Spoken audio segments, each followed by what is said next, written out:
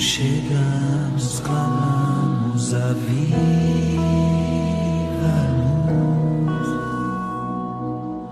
O teu povo deseja e clama, aviva-nos. Toda a igreja deseja e anseia por mais de ti. Vem, acende o teu fogo em nós, Senhor, outra vez. O Senhor esteja convosco. Ele está no meio de nós. Proclamação do Evangelho de Jesus Cristo segundo Lucas.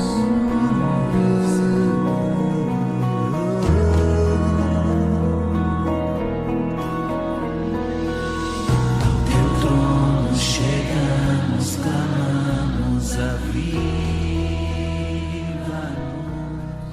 Naquele tempo, aproximavam-se de Jesus alguns saduceus que negam a ressurreição e interrogaram a Jesus: Mestre, Moisés deixou-nos escrito: se alguém tiver um irmão casado e este morrer sem filhos, deve casar-se com a viúva, a fim de garantir a descendência para o seu irmão. Ora, havia 7 irmãos. O primeiro casou e morreu, sem deixar filhos. Também o segundo e o terceiro se casaram com a viúva. E assim os 7, todos morreram sem deixar filhos. Por fim morreu também a mulher. Na ressurreição, ela será esposa de quem? Todos os 7 estiveram casados com ela. Jesus respondeu aos saduceus: nesta vida, os homens e as mulheres casam-se, mas os que forem julgados dignos da ressurreição dos mortos e de participar da vida futura, nem eles se casam, nem elas se dão em casamento. E já não poderão morrer, pois serão iguais aos anjos. Serão filhos de Deus porque ressuscitaram. Que os mortos ressuscitam, Moisés também o indicou na passagem da sarça, quando chama o Senhor de o Deus de Abraão, o Deus de Isaque e o Deus de Jacó. Deus não é Deus dos mortos, mas dos vivos, pois todos vivem para Ele. Palavra da salvação. Glória a vós, Senhor. Podemos nos assentar? Ao despertar e saciar vossa presença, verei vossa face. Ao despertar e saciar vossa presença, verei a vossa face. Caríssimos irmãos, nós estamos meditando as leituras do domingo de número 32. Portanto, já estamos na reta final da nossa caminhada de tempo comum. Daqui a 2 domingos, nós vamos encerrar esse tempo que nós chamamos de tempo comum e vamos começar um novo tempo, um novo ciclo dentro da Igreja Católica. Só para a gente recordar, o nosso calendário litúrgico, ele não segue o calendário civil. O calendário civil nos aponta como final do ano, o último dia do mês de dezembro.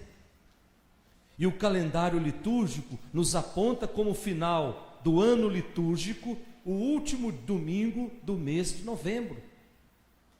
Portanto, um mês antes, nós já encerramos o ano litúrgico e já começamos um novo ciclo, que é a preparação do nosso coração para receber o menino Jesus na noite do Natal. São aqueles 4 domingos que antecedem o Natal, que nós chamamos de domingo do advento, domingo da espera, em que nós vamos trabalhando o nosso coração, para que o nosso coração vá sendo transformado numa manjedoura, e na noite do Natal o menino Jesus possa se sentir à vontade no nosso coração. E nesse domingo de número 32, dessa 32ª semana do tempo comum, a liturgia vem nos levantar um questionamento sobre a ressurreição e ao mesmo tempo vem nos garantir que ressurreição é uma realidade, que ressurreição é algo real.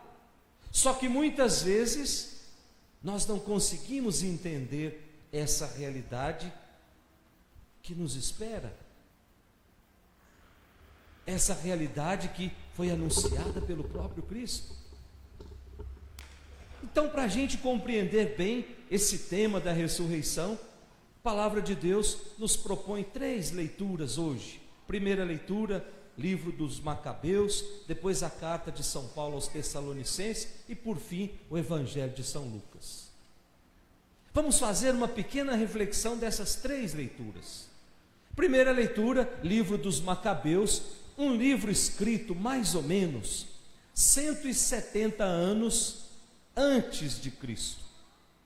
Mas antes de falarmos um pouquinho do livro dos Macabeus, esse livro, ele faz parte daquele conjunto de 7 livros que os nossos irmãos evangélicos acusam-nos de ter a mais na nossa Bíblia. E nós, às vezes, acusamos eles de ter a menos na Bíblia deles. E esses 7 livros, eles são muito importantes. Só para a gente recordar, quais são esses 7 livros? Macabeus 1 e 2, nós já estamos aqui. Depois tem Tobias, tem Judite, tem Sabedoria, tem Esther, tem Eclesiástico. Esses livros fazem parte do cânon romano, ou seja, existem somente na Bíblia católica. E se tem a mais ou se tem a menos, já deu muita confusão, e não é o tema da liturgia de hoje. Nós precisamos entender qual a finalidade desse livro dos Macabeus. Aí a gente precisa entender um pouquinho do contexto em que estava vivendo aquele povo. Portanto, a gente precisa entender um pouquinho da história para a gente tentar entender o livro. E a história nos diz que no ano 323 antes de Cristo, morre o imperador Alexandre o Grande. Então, com a morte desse imperador, a Palestina, ela foi dividida. Ou melhor, ela foi dominada por um povo chamado Ptolomeus. E com o passar do tempo, depois de muitas lutas, o domínio da Palestina passou para os Seleucidas. E aqui está a palavra-chave para entender o texto de hoje. Os Seleucidas quiseram a todo preço impor uma cultura diferente da cultura daquele povo. Quiseram a todo preço que a cultura grega fosse imposta à força. É aquele período da história que nós chamamos de helenismo. O que foi o helenismo, senão essa tentativa de colocar a cultura grega como a melhor cultura? E isso foi se alongando por muitos anos, e no ano de 164 antes de Cristo, houve uma grande desavença, houve uma grande perseguição. Ou vocês aceitam essa cultura, ou então vocês vão ser perseguidos. Então começa toda a perseguição, em que muitos judeus foram mortos porque recusavam essa cultura. É aí que nós temos esse trecho da primeira leitura de hoje, que está num ambiente de martírio, a morte de uma mãe e de 7 filhos, que se recusaram a violar a fé, que se recusaram a abandonar a fé, e a coisa era muito simples. Para provar que eles estavam abandonando a fé, o que é que diz a primeira leitura? Eles precisavam apenas comer um pedaço de carne de porco, considerado animal impuro pelos judeus. Quem comia carne de porco se tornava impuro, portanto estava ofendendo a Deus. Se fosse hoje, seria a coisa mais fácil do mundo, gente. Ou você come um pedaço de porco, ou você vai morrer. É lógico que eu ia comer um pedaço de porco, mas para nos mostrar que o medo de ofender a Deus é muito maior do que defender a própria vida. Aceitaram ser torturados, aceitaram ser martirizados, somente para não ofender a Deus. Olha que coisa bonita, gente. Uma família que está mais preocupada em levar uma vida de acordo com o projeto de Deus do que ofender a Deus. Portanto, deixaram as suas vidas serem ceifadas. Morreram a mãe e os 7. Essa coragem dessa família serve de exemplo para nós hoje. Eles acreditavam que Deus iria restituir de novo a vida. Olha só que coisa interessante, gente. 170 anos antes de Cristo já se falava de ressurreição, já se falava de imortalidade, e a partir daí as coisas vão se desenvolvendo até ser iluminada por Jesus, quando Jesus vem dizer: eu sou a ressurreição e a vida. Então a mensagem dessa primeira leitura, ela é muito clara. Quem acredita na ressurreição não se deixa vencer pelo medo. Quem acredita na ressurreição não se deixa vencer pela perseguição. Quem acredita na ressurreição enfrenta os desafios dessa vida com uma certeza: quando eu fechar os olhos para esse mundo, eu vou acordar lá no céu. Depois da segunda leitura, a carta de São Paulo aos Tessalonicenses. Essa segunda leitura, ela foi escrita num ambiente ou num contexto bem conturbado. Anos 50 depois de Cristo. São Paulo estava em Filipos e de repente ele arruma uma grande confusão e ele precisa fugir de Filipos para não ser morto. E quando ele vai embora, ele vai para Tessalônica, e indo embora, ele chama um dos seus amigos chamado Timóteo e pede que Timóteo fique ali em Tessalônica, alimentando a fé e a esperança daquele povo, e também tentando sanar algumas dúvidas de fé, principalmente no que dizia respeito à segunda vinda de Jesus. É por isso que ele pede na carta: orem por mim, rezem por mim, porque São Paulo acredita que a oração é uma forma preciosa de se solidarizar com as pessoas. Quando eu rezo por alguém, eu estou me solidarizando com as pessoas. Ou seja, São Paulo está certo. É uma forma de ser solidário, é uma forma de criar família. Eu assumo hoje o compromisso de rezar por você, meu irmão. Reze por mim também. É por isso que o Papa, toda vez que ele encontra alguém, ele fala: reze por mim. Porque a minha obrigação é rezar por você, mas quem reza por mim? Portanto, se solidarizar com as pessoas através da vida de oração. E por fim nós temos o Evangelho de hoje, o Evangelho de São Lucas, o capítulo 20, que nos diz que Jesus já estava indo, ou já estava em Jerusalém, e lá em Jerusalém, pertinho de sofrer a sua paixão, Jesus começa uma série de discussões com os donos da religião. E cada dia nós temos algo diferente. Queriam a todo preço colocar Jesus à prova, para ver se pegavam Jesus por alguma palavra que fosse em desacordo com aquilo que eles ensinavam.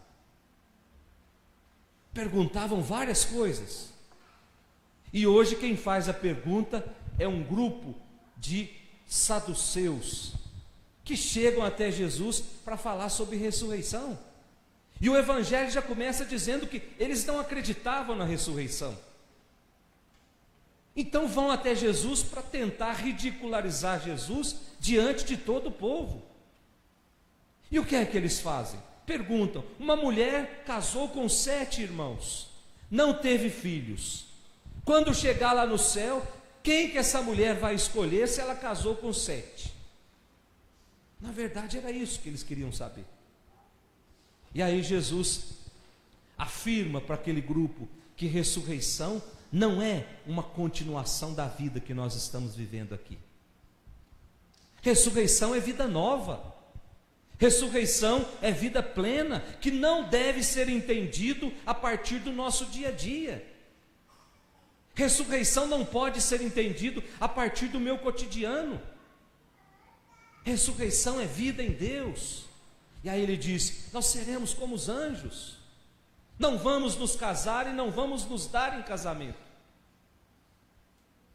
Ressurreição é a esperança que dá sentido a toda a caminhada cristã. Eu só estou com a cabeça erguida porque eu acredito na ressurreição. Eu só estou enfrentando esses desafios da vida porque eu acredito na ressurreição. E por que é que eu acredito? Porque Cristo ressuscitou. E São Paulo diz: depois, Cristo foi o primeiro. Depois de Cristo, serão aqueles que pertencem a Cristo. Nós pertencemos a Cristo pelo batismo. Lembra da liturgia do dia de finados? E depois que todo mundo que pertencer a Cristo ressuscitar, aí sim será a destruição. E o primeiro inimigo a ser destruído, diz São Paulo, será a morte. E aí a gente fica pensando: mas se a morte vai ser destruída, por que é que eu tenho tanto medo da morte? Ah, meus irmãos, não é a morte física. A morte física nós vamos experimentar mais cedo ou mais tarde. Hoje nós estamos rezando por um jovem de 27 anos que ordenou diácono há 15 dias, portanto o ano que vem ia ser padre. E de repente, num acidente de carro, sua vida é levada. Por que que nós temos tanto medo da morte? Essa morte física, nós não precisamos ter medo, porque ela é uma realidade na nossa vida. Nós precisamos ter medo de outra morte, que é aquela morte que me faz ser inimigo de Deus. Quando eu recuso o projeto de Deus na minha vida, quando eu nego a presença de Deus na minha vida, quando eu nego a presença de Deus e a ação de Deus na minha família, essa morte ela é terrível, porque ela me afasta do amor e da misericórdia de Deus. Essa morte precisa ser destruída. Vamos pedir para Deus essa graça, gente? Que Deus nos conceda a alegria de fugir das situações de pecado, que Deus nos conceda a alegria de reconhecer a cada manhã: eu sou um filho amado, Deus me criou para ser feliz e eu preciso ser feliz. Peçamos a Deus essa graça, que essa Eucaristia possa ser o começo de uma vida nova. Louvado seja nosso Senhor Jesus Cristo.